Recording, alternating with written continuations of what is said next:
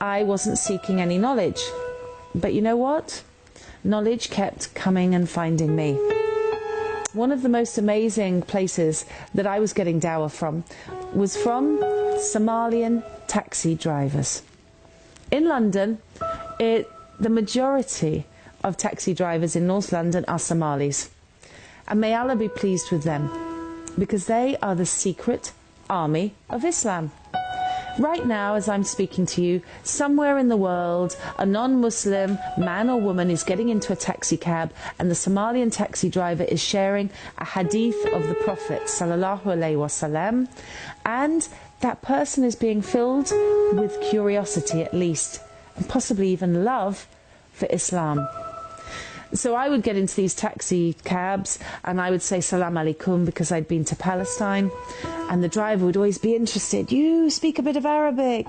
Oh, you know a bit of Islam. And then they would say, as the Prophet said to his wife Aisha, da da da da da. And they would give me a hadith or a surah from the Quran. And it got to the stage where I looked forward to getting into these taxis and learning more. You see? My heart was being softened for Islam.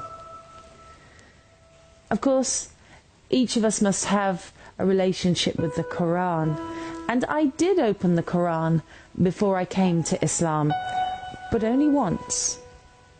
I was given a Quran on the streets of Al-Quds, Jerusalem, by a young Palestinian man I'd never met before and I'd never see again. He said, "This is a gift to you from the people of Palestine. Don't forget us when you leave us."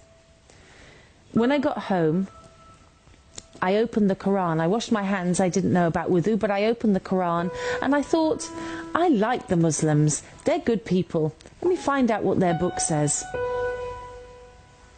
But Al-Fatiha seemed strange to me.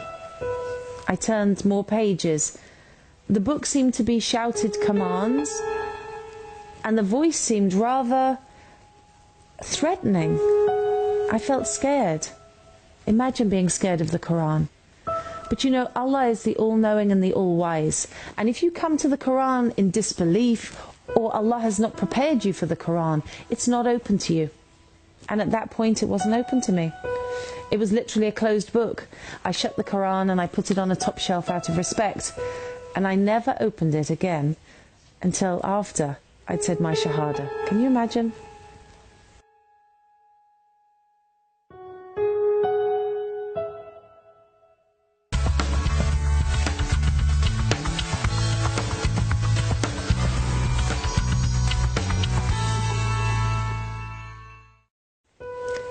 In 2008, I got an email that would change my course of my life again.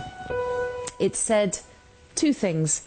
Would you like to come to Gaza by boat? And call this number if you'd like to come to Gaza by boat. It was such a strange email. No boats had been to Gaza in Palestine for 44 years, because before that the Israelis had blown up the only boat that was going to go there in the 70s and had killed the organisers who were trying to sail to Palestine. But in 2008, a group of women from America started the Free Gaza movement, and they invited people around the world to break the siege of Gaza. A cruel, illegal siege, inhumane. The two boats left from Cyprus, and guess what? I was on one of the boats. I did call that number. I remember sailing overnight, 36 hours from Cyprus to Gaza. We'd all written our wills. I'd said goodbye to my children in a Skype message. And the next day, on August the 23rd, 2008, Gaza rose out of a mist. It was the greatest day of my life. And I know nobody on those boats will forget it. As we got closer, there were dots in the distance, and these dots turned into people. Tens of thousands of people. And they were shouting one thing. Allahu Akbar, Allahu Akbar, Allahu Akbar. You see, the Palestinian people thought the world actually cared about them at that moment. It was something great to be a part of. We were only supposed to stay 3 days, and then 3 days with the people of Palestine, then take the boats and leave for the safety of Cyprus. I had 2 young daughters who were in France. But somehow, on the 3rd day, I was there on the dock waving the boats away. My only certain exit from Palestine, from Gaza, was gone. I can't explain to you why I did that. Only Allah knows. It took me 30 days to leave Palestine. The Israelis wouldn't let me leave Eretz crossing, and the Mubarak regime guards would not let me leave through Egypt. I was trapped. I was trapped in Ramadan, in Gaza, with Muslims under oppression. And what a lesson that would be. Subhanallah. I thank Allah every day for that opportunity to be with the greatest Muslims of the Ummah today, the people who can teach us all the meaning of Alhamdulillah, the meaning of Al-Fatiha. That's in Gaza right now. I remember one night I went to have iftar with a very poor family in a place whose name I remembered, Rafah, the refugee camp where you may remember Faris Odeh had come from. A woman opened the door of a room in the refugee camp and she said, Assalamu alaikum rahmatullahi wa barakatuh. She seemed so happy I couldn't understand it. When I went in, she lived in a hovel.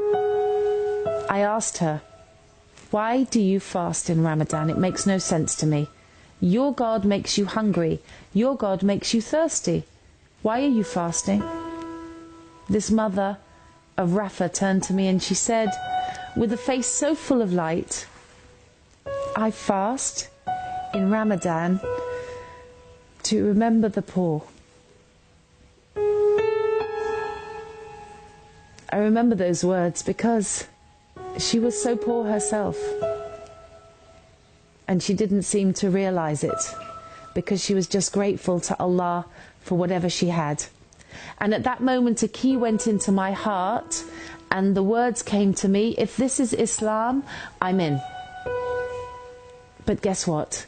Allah calls us the insan, and the minute I left that refugee camp, I forgot the feeling. But here's the miracle. In the intervening years, Allah subhanahu wa ta'ala never forgot me. 2 years later, I went into a mosque during Ramadan and I said a simple prayer, and as I sat down, I was surrounded by such immense peace and joy that I knew Islam was the truth. 7 days later, in London, I went into another mosque and I said the words, La ilaha illallah Muhammad Rasulullah, and I became a Muslim. And now, this is my 2nd Ramadan, and my daughters are fasting with me, and our life is one of completeness and gratitude.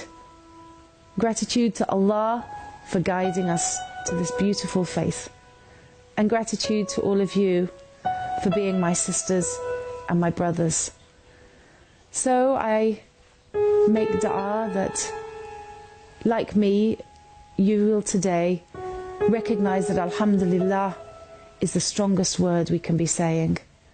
Because you and I, we have freedom. You and I, we have children who are well. You and I, we have Islam. So please, remember to thank Allah every minute of the day for the blessings He's given you. Assalamu alaikum wa rahmatullahi wa barakatuh.